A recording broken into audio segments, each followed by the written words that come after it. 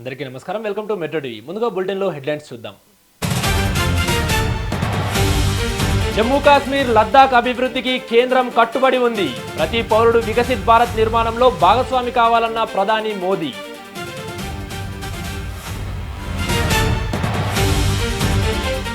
ప్రధాని మోదీని తిడితే బీజేపీ రాష్ట్రాల్లో ఒక్క కేసు పెట్టలేదు. సోషల్ మీడియాలో దూషణలపై మా ప్రభుత్వం కేసు రిజిస్టర్ చేసిందన్న సీఎం రేవంత్. చంద్రబాబు పాలనలో రైతులు నష్టపోయారు. అన్యాయంపై ప్రశ్నిస్తే అక్రమ కేసులు పెట్టారన్న జగన్.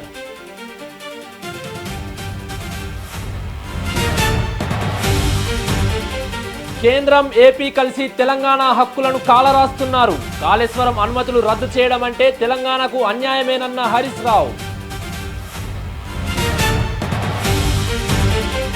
తమిళనాడు అసెంబ్లీలో బడ్జెట్ ప్రవేశపెట్టిన మంత్రి విల్సన్. ప్రభుత్వ ఆసుపత్రిలో పుట్టిన పిల్లలకు బంగారు ఉంగరం.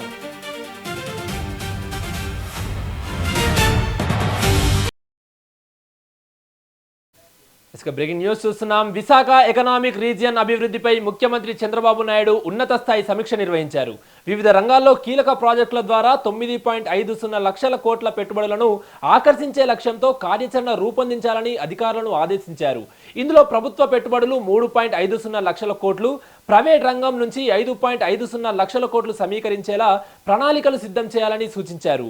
బేసిటీ ప్రాజెక్టును యాంకర్ ప్రాజెక్టుగా తీసుకొని ఏఐ డేటా సెంటర్లు, పోర్టు ఆధారిత పరిశ్రమలు, టూరిజం, హైడ్రోజన్, క్లీన్ ఎనర్జీ వంటి రంగాలను అనుసంధిస్తూ విశాఖ ప్రాంతాన్ని సమగ్ర ఆర్థిక హబ్గా అభివృద్ధి చేయాలని సీఎం స్పష్టం చేశారు.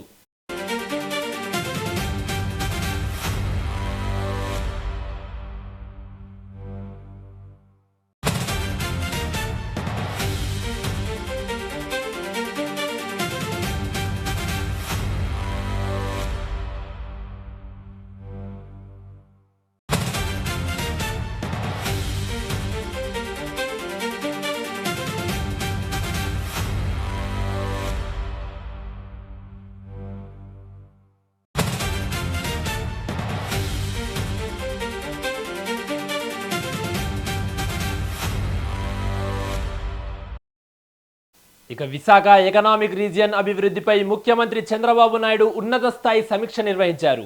వివిధ రంగాల్లో కీలక ప్రాజెక్టుల ద్వారా 9.50 లక్షల కోట్ల పెట్టుబడులను ఆకర్షించే లక్ష్యంతో కార్యాచరణ రూపొందించాలని అధికారులను ఆదేశించారు.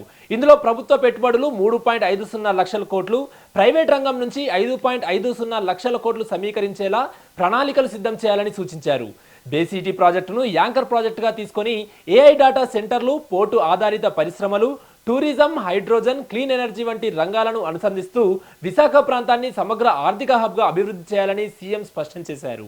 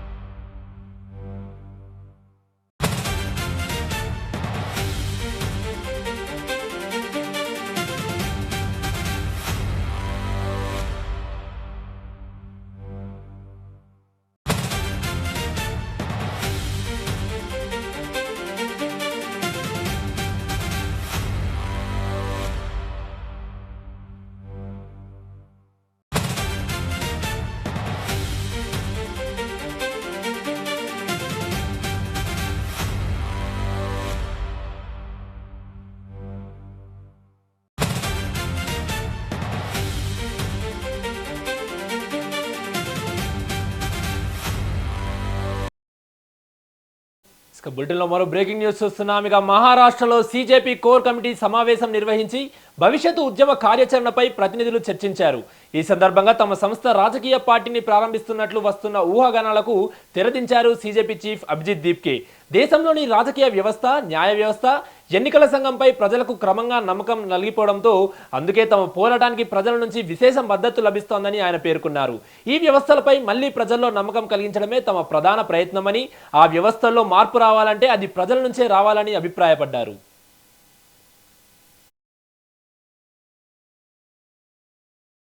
मला वाटतं आम्ही तर विचार करत नाही, पण मीडियावाल्यांना खूप एक्साइटमेंट आहे. आम्ही एक पॉलिटिकल पार्टी सुरू करावी, पण नहीं गम्मत करतो सर. नहीं देखिए, इसमें दो चीजें हैं. जैसे कि अभी क्या हो रखा है, चाहे पॉलिटिकल सिस्टम हो, चाहे जुडिशरी हो, चाहे मीडिया हो, चाहे इलेक्शन कमीशन हो, इन सभी इंस्टीट्यूशन से जनता का भरोसा उठ चुका है, पूरी तरह उठ चुका है.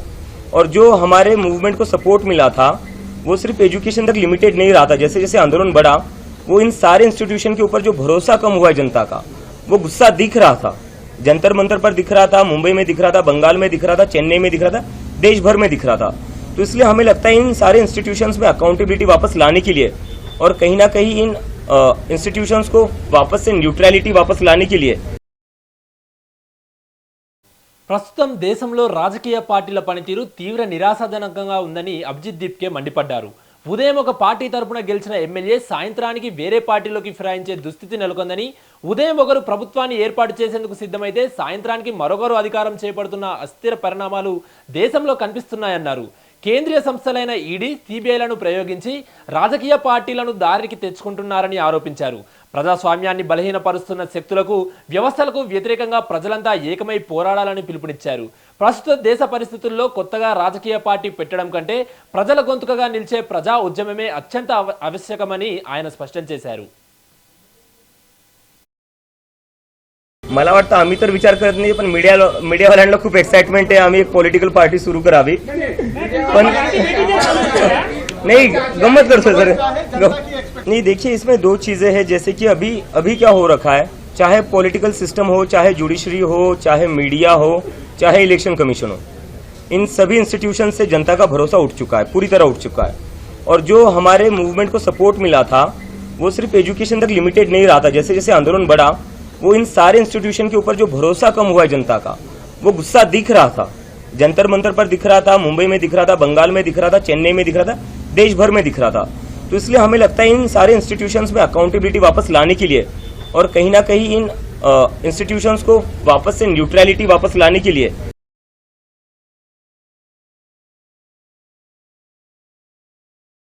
मला वाटतं आम्ही तर विचार करत नाही, पण मीडियावाल्यांना खूप एक्साइटमेंट आहे. आम्ही एक पॉलिटिकल पार्टी सुरू करावी, पण नहीं गम्मत करतो सर.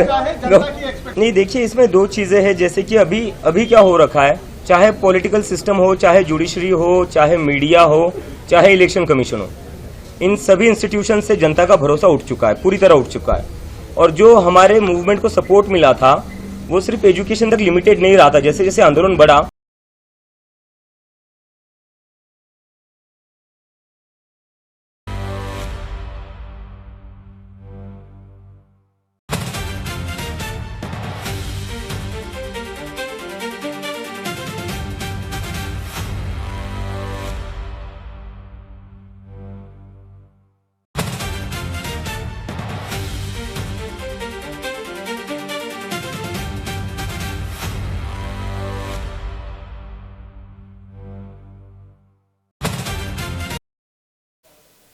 జమ్మూ కాశ్మీర్, లద్దాఖ్ అభివృద్ధిపై ప్రధాని మోదీ ఎక్స్ వేదికగా కీలక వ్యాఖ్యలు చేశారు. అభివృద్ధిపై కేంద్ర ప్రభుత్వం కట్టుబడి ఉందని స్పష్టం చేశారు. ప్రతి పౌరుడు వికసిత్ భారత్ నిర్మాణంలో భాగస్వామి కావాలని పిలుపునిచ్చారు. ఆర్టికల్ 370/35 రద్దుతో కొత్త అధ్యాయం ప్రారంభమైందన్నారు. జమ్మూ కాశ్మీర్, లద్దాఖ్లో మౌలిక సదుపాయాలను విస్తరిస్తున్నామని ప్రధాని వెల్లడించారు. విద్య, వైద్యం, క్రీడలు, పారిశ్రామిక రంగాల్లో అవకాశాలు పెరిగాయని చెప్పుకొచ్చారు. మహిళలు, అణగారిన వర్గాలకు పూర్తిగా రాజ్యాంగ హక్కులు కల్పిస్తున్నామని ట్వీట్ చేశారు.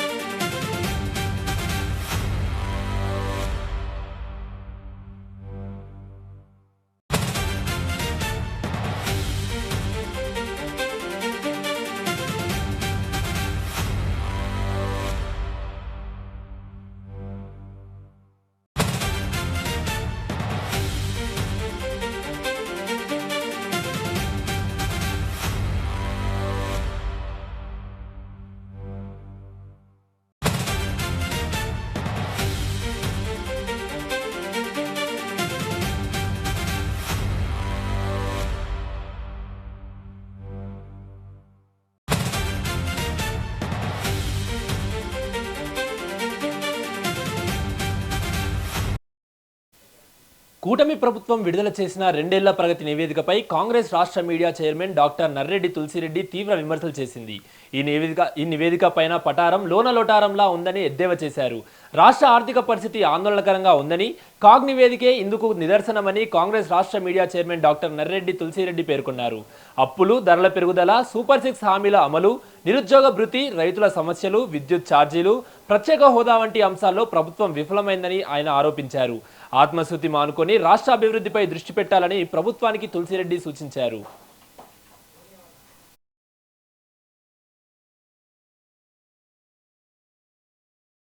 నిన్న ఒక ప్రగతి నివేదిక విడుదల చేశారు. కూటమి ప్రభుత్వ 2 ఏళ్ల పాలనపై ప్రగతి నివేదిక సమర్పించారు.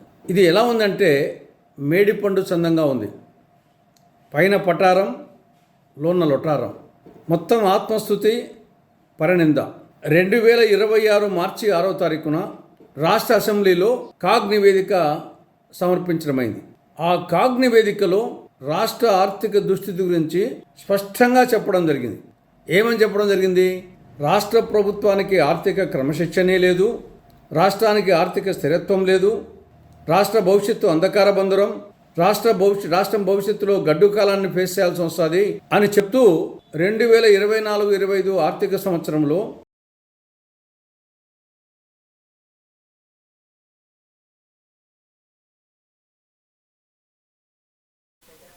తమిళనాడు రాజకీయాలపై ప్రజాశాంతి పార్టీ అధ్యక్షుడు కేఏ పాల్ సంచలన వ్యాఖ్యలు చేశారు. ఉదయనిధి స్టాలిన్ సీఎం విజయ్పై చేస్తున్న విమర్శలను వెంటనే ఆపాలని ఆయన సూచించారు. ప్రజలు విజయ్ను ముఖ్యమంత్రిగా ఎన్నుకున్నారని, ఆ ప్రజా తీర్పును గౌరవించాలని కేఏ పాల్ అన్నారు. ఎన్నికల ముందు బీజేపీని విమర్శించిన డీఎంకే ఎన్నికల తర్వాత అదే బీజేపీతో రాజకీయంగా దగ్గరైందని కేఏ పాల్ ఆరోపించారు. గత 2 నెలలుగా విజయ్ ప్రభుత్వంపై అనవసర రాద్ధాంతం చేస్తున్నారని ఆయన విమర్శించారు. తమిళనాడు ప్రజలు సీఎం విజయ్కు అండగా ఉన్నారని, రాష్ట్రాభివృద్ధికి సహకరించాలని కేఏ పాల్ పిలుపునిచ్చారు.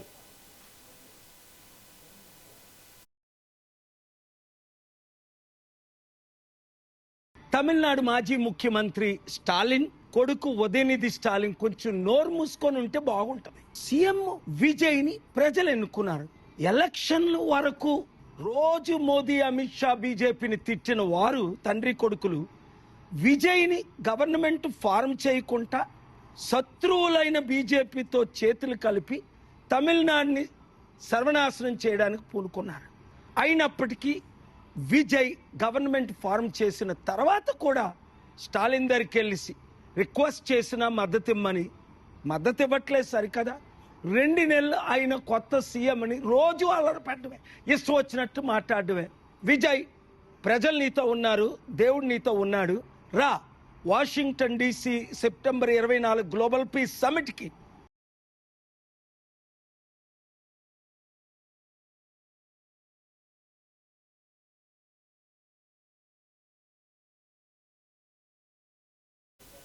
వికారాబాద్లో బీఆర్ఎస్ మాజీ ఎమ్మెల్యే డాక్టర్ మెతుకు ఆనంద్ ఆధ్వర్యంలో వినూత్న నిరసన చేపట్టారు. జిల్లా కేంద్రంలోని ఇంటిగ్రేటెడ్ మార్కెట్ యార్డును పరిశీలించిన అనంతరం ఆర్ఎన్బి అతిథి గృహం వద్ద ఏర్పాటు చేసిన శిలాఫలకం వద్ద కేక్ కట్ చేసి నిరసన వ్యక్తం చేశారు. 2 ఏళ్ల క్రితం స్పీకర్ గడ్డం ప్రసాద్ కుమార్, మంత్రులు శ్రీధర్ బాబు, పొంగులేటి శ్రీనివాసరెడ్డి ప్రారంభించిన అభివృద్ధి పనులు శిలాఫలకాలకే పరిమితమయ్యాయని విమర్శించారు. కాంగ్రెస్ ప్రభుత్వంలో శంకుస్థాపనలు మాత్రమే జరుగుతున్నాయని, నిధులు విడుదల కావడం లేదని, అభివృద్ధి పనులు ముందుకు సాగడం లేదని మెతుకు ఆనంద్ ఆరోపించారు.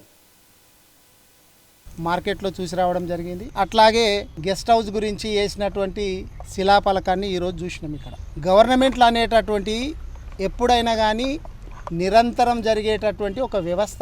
पार्टीలు మారుతుంటాయి కానీ मला वाटतं आम्ही तर विचार करत नाही पण मीडियावाल्यांना खूप एक्साइटमेंट आहे आम्ही एक पॉलिटिकल पार्टी सुरू करावी पण కావచ్చు అధికారులు కావచ్చు వాళ్ళు ఉంటారు ఎప్పటికీ. మంచి పనులు చేసేటటువంటిది ఏ గవర్నమెంటు ఏ పార్టీ నిర్ణయం తీసుకున్నా కానీ నెక్స్ట్ వచ్చినటువంటి గవర్నమెంట్లు ఏం చేయాలంటే వాటిని కొనసాగించాలి. ప్రజలకు ఇది ఉపయోగకరంగా मला वाटतं आम्ही तर विचार करत नाही पण मीडियावाल्यांना నైతిక బాధ్యత వచ్చినటువంటి కొత్తగా వచ్చినటువంటి ప్రభుత్వాల మీద ఉంటుంది.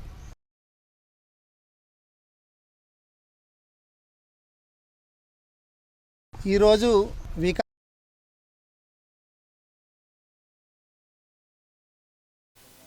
నంద్యాల జిల్లా పగిడ్యాల మండలం ముచ్చమర్రి ఎత్తిపోతల పథకం వద్ద ఉద్రిక్తత పరిస్థితులు నెలకొన్నాయి.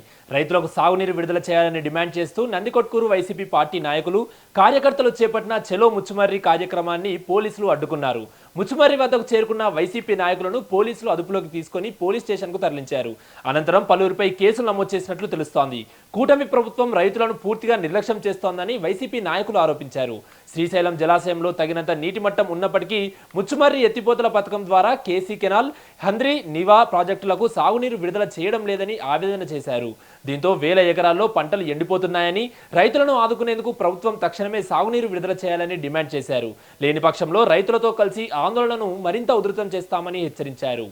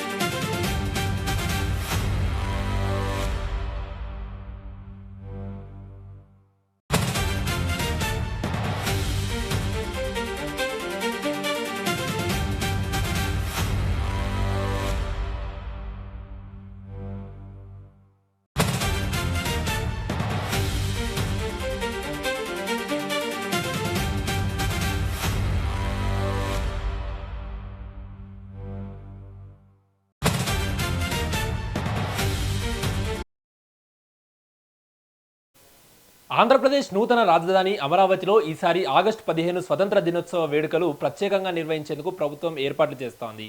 రాష్ట్ర విభజన జరిగిన తర్వాత తొలిసారిగా విజయవాడ వేదికగా జరుగుతున్నాయి.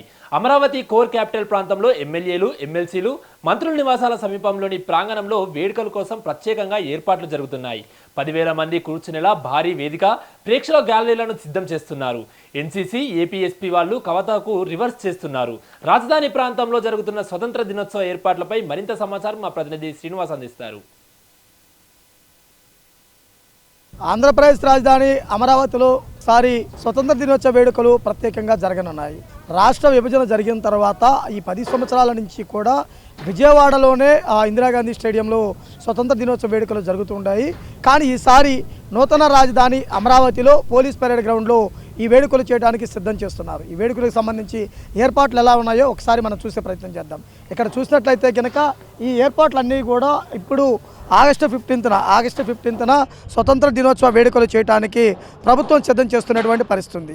80వ స్వతంత్ర దినోత్సవ వేడుకలు చాలా ఘనంగా నిర్వహించడానికి సిద్ధం కావడం జరిగింది. సీడ్ యాక్సెస్ రోడ్లోనే మంత్రుల బంగ్లా ఎదురుగా ఉన్నటువంటి పోలీస్ పెరేడ్ గ్రౌండ్ను అభివృద్ధి చేస్తున్నటువంటి పరిస్థితి కూడా ఉంది. అయితే ఇక్కడ దీనికి సంబంధించి ఇప్పటికే పోలీస్ అధికారులంతా కూడా ప్రహారా నిర్వహిస్తూ కూడా వాళ్ళ పెరేడ్ను చేస్తున్నటువంటి పరిస్థితి ఉండటం జరిగింది. వీళ్ళు రేపు ఆ మంత్రులు, సీఎం వచ్చినప్పుడు ఏ విధంగా వందనం చేయాలి ఏంటి అనేది కూడా ఇక్కడ ప్రాక్టీస్ చేస్తున్నారు. అలానే ఈ గ్రౌండ్ మొత్తం చూసినట్లయితే కనుక సువిశాలంగా దరిదాపుగా 10 ఎకరాలలో ఏర్పాటు చేయడం జరిగింది. ఈ 10 ఎకరాల్లో ఉన్నటువంటి ఈ ప్రాంతంలో దరిదాపుగా అన్ని వాటికి సంబంధించినటువంటి షెడ్స్ ఏర్పాటు చేసి క్యాబిన్స్ సిద్ధం చేయటము, అలానే విఐపి గ్యాలరీ గ్యాలరీ ఉండే విధంగా పోలీసులు వందనం చేసే విధంగా ఉన్నటువంటి ఏర్పాట్లు కూడా సిద్ధం చేస్తున్నటువంటి పరిస్థితి. అలానే ఎక్కడ వర్షం వచ్చినా కూడా ఇబ్బంది కలగకుండా ఉండే విధంగా కూడా జాగ్రత్తలు తీసుకుంటున్నారు. వాటికి సంబంధించినటువంటి ఏర్పాట్లు చేస్తున్నటువంటి పరిస్థితి. దరిదాపుగా 13,000 మంది సిట్టింగ్ ఉండే విధంగా కూడా ఏర్పాటు చేస్తున్నటువంటి పరిస్థితి.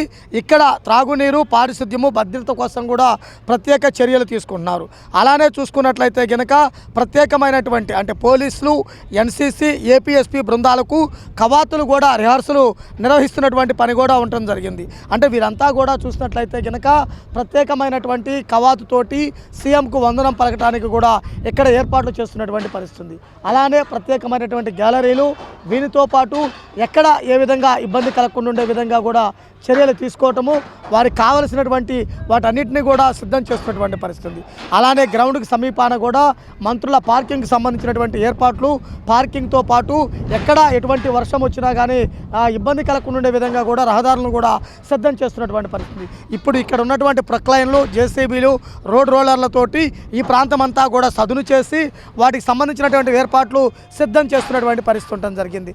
అయితే ఈ ప్రాంతంలో చూసినట్లయితే గనక రానున్న అంటే ఆగస్టు 15న ఈ కార్యక్రమం ఉన్న నేపథ్యంలో స్వతంత్ర దినోత్సవ వేడుకల కాడికి ముందే ఇక్కడ ఉన్నటువంటి seed access road, MLA quarters, MLA quarters, MLC quarters, మంత్రుల బంగ్లాలు, వీటన్నిటికీ కూడా నిత్యం కూడా మంత్రుల రాకలు, మంత్రుల యొక్క పరిశీలనలు కూడా జరుగుతున్నటువంటి పరిస్థితి ఉంది. ఈ పోలీస్ పరేడ్ గ్రౌండ్లకు చూసుకున్నట్లయితే కనుక ఒకవైపు జడ్జెస్ సంబంధించినటువంటి బంగ్లాలు ఉండటము, మరోవైపు వీటికి సంబంధించి ఎన్జిఓస్ హోమ్ ఉండటము, మరోవైపు చూసుకున్నట్లయితే కనుక మంత్రుల నివాసాలు, ఇటుపక్క చూసుకున్నట్లయితే కనుక ఎమ్మెల్యే, ఎమ్మెల్సీకి సంబంధించినటువంటి క్వార్టర్లు అంతా కూడా ఉన్నటువంటి పరిస్థితి. అలానే ఇక్కడ చేస్తున్నటువంటి ఈ షెడ్స్ చూసినట్లయితే కనుక ఇవి పూర్తిగా గ్యాలరీలు సిద్ధం చేసే విధంగా, ఏ ప్రాంతంలో ఎవరెవరికి గ్యాలరీలు సిద్ధం చేయాలి, ఎవరెవరు ఉండాలి, ఏమిటి అని తెలిపే విధంగా కూడా అన్నీ కూడా సెట్టింగ్ చేస్తున్నటువంటి పరిస్థితి. ఇక్కడికి ఇప్పటికే భారీ వాహనాలు వచ్చి ఆ వాహనాలతోటి కావలసిన సామాగ్రిని తీసుకొని ఆ షెడ్స్ని నిర్మిస్తున్నటువంటి పరిస్థితి అయితే కనుక స్పష్టంగా కనపడుతుంది. అలానే ఆ పోలీస్ పరేడ్ గ్రౌండ్తో పాటు బయట ప్రాంతంలో కూడా చూస్తే కనుక ఆహ్లాదకరంగా అంటే విధంగా దానికి కావలసిన విధంగా కూడా డెకరేట్ చేస్తున్నటువంటి పరిస్థితి. ఇక నేల సదునుకు సంబంధించి చూసుకున్నట్లయితే కనుక రోడ్డు రోలర్లతోనూ, జేసీబీలతోనూ ఈ పనులన్నీ కూడా, సివిల్ వర్క్స్ అన్నీ కూడా పూర్తి స్థాయిలో చేస్తున్నారు. అలానే చూసుకున్నట్లయితే కనుక వీటికి సంబంధించినటువంటి ఈ కార్యక్రమాన్ని ఘనంగా నిర్వహించడానికి, అలానే విజయవంతం చేయడానికి కూడా అన్ని సిద్ధం చేస్తున్నటువంటి పరిస్థితి. అంటే ముఖ్యంగా చూసుకున్నట్లయితే కనుక 80వ స్వతంత్ర దినోత్సవ వేడుకలు ఆంధ్రప్రదేశ్ రాజధాని అమరావతిలోనే ఘనంగా నిర్వహించడానికి ప్రభుత్వం సిద్ధం చేస్తుంది. ఈ మేరకు పనులన్నీ కూడా పూర్తి స్థాయి సిద్ధమున్నటువంటి పరిస్థితి. అలానే చూసుకున్నట్లయితే కనుక ఆంధ్రప్రదేశ్ రాజధాని అమరావతిలో మొదటిసారి స్వతంత్ర దినోత్సవ వేడుకలకు ముస్తాబవుతున్నటువంటి పరిస్థితి కనుక ఉంది. Camera person Srinivas, metro TV, Amaravati నుంచి. తమిళనాడు అసెంబ్లీలో రాష్ట్ర ఆర్థిక మంత్రి విల్సన్ బడ్జెట్ను ప్రవేశపెట్టారు. సంక్షేమం, విద్య, ఆరోగ్య రంగాలకు ప్రాధాన్యమిస్తూ పలు కీలక ప్రకటనలు చేశారు. ప్రభుత్వ ఆసుపత్రుల్లో జన్మించే శిశువులకు బంగారం ఉంగరం అందించే మేనమామ బంగారు కానుక పథకం కోసం 560 కోట్ల రూపాయలు కేటాయించారు. ప్రభుత్వ పాఠశాలల మరమ్మతులు, మౌలిక వసతుల అభివృద్ధికి 125 కోట్ల రూపాయలు ప్రకటించారు. అలాగే యువత నైపుణ్యాభివృద్ధి, ఆధునిక విద్యకు ప్రాధాన్యమిస్తూ జెన్జీ విద్యార్థుల కోసం 2000 కోట్ల రూపాయల నిధులు కేటాయించినట్లు బడ్జెట్లో వెల్లడించారు.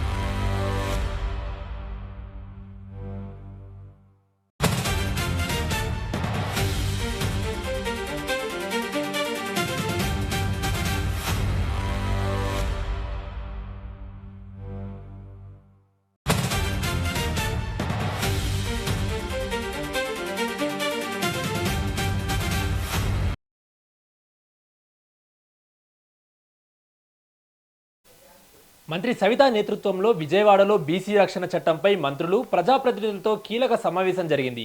ఎన్నికల హామీ మేరకు దేశంలోనే తొలిసారిగా ఏపీలో బీసీ రక్షణ చట్టాన్ని తీసుకురానున్నామని మంత్రి సవితా తెలిపారు. బీసీలపై వేధింపులు, కులవృత్తుల పేర్లతో దూషణాలకు కఠిన శిక్షలు, కేసుల సత్వర పరిష్కారానికి ప్రత్యేక కోర్టుల ఏర్పాటుకు ప్రతిపాదనలు ఉన్నాయని చెప్పారు.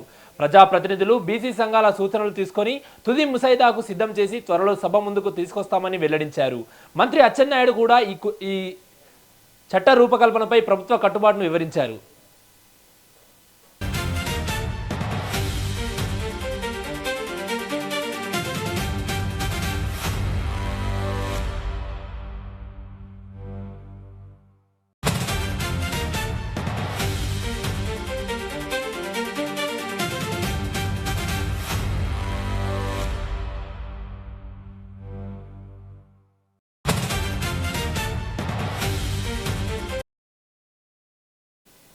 ఇక విజయనగరం జిల్లాలో దొంగలు హల్చల్ చేశారు. గంట్యాడ లక్కీడామ్ జంక్షన్లో ఉన్న ఏటీఎంను చోరీ చేశారు. ఏటీఎంను పగలగొట్టి నగదు బాక్స్ నుంచి తీసుకెళ్లారు. సమాచారం అందుకున్న పోలీసులు ఘటనా స్థలానికి చేరుకున్నారు. చోరీకి సంబంధించిన ఆధారాలను సేకరిస్తూ ఎంత నగదు ఉందన్న విషయంపై ఆరా తీస్తున్నారు.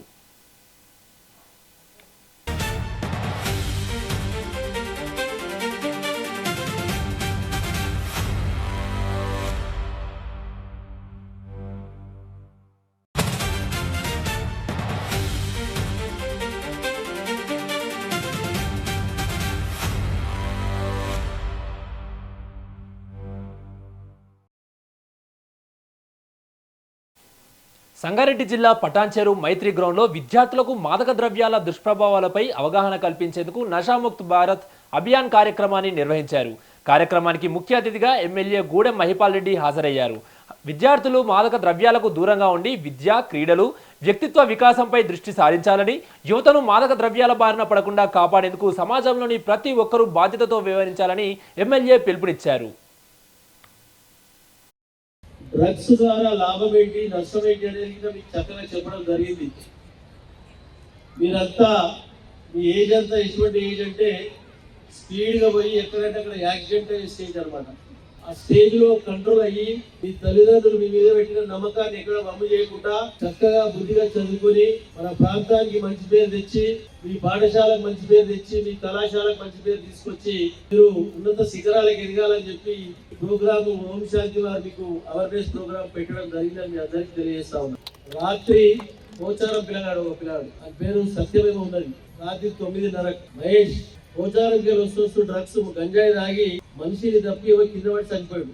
మన పక్క విలేజ్ పోచారం. ఎగ్జాంపుల్ గా మన ఇక్కడ గోనెమ్మ బస్తీలో వాడు మన అక్క కూలి చేస్తుంది, వాళ్ళమ్మ ఇళ్లలో పని చేస్తుంది, వచ్చి రోజు వాళ్ళు చేసిన పని డబ్బులు గుంజుకోపోవాలి, గంజాయి తాగాలి. ఒక 3 నెలల కింద మాట చెప్తున్నాను నేను, 3-4 నెలల కింద మాట. ఇలా విజయంలో బస్తీలు ఉంటాడు, అక్కని కొట్టాలి, డబ్బులు గుంజుకోపోవాలి, పని చేసుకోండి, తల్లిని కొట్టాలి, డబ్బులు ఉంచుకోవాలి, గంజాయి తాగాలి. వాళ్ళ తల్లి వచ్చి పొద్దుగాల 8:30కు వచ్చింది. పొద్దుగాల సార్ నా కొడుకును చంపేపిస్తానన్నది. ఏ తల్లి గిట ప్రపంచంలో చెప్పదు, దొంగ పని చేసినా ఏ తల్లి గిట చెప్పదు. కానీ తట్టుకోలేక ఆ తల్లి ఆ కొడుకును చంపేమని చెప్తుందంటే ఎంత అనుభవి. ఇవి బులెటిన్ అప్డేట్స్ చూస్తూనే ఉండండి మెట్రో టీవీ.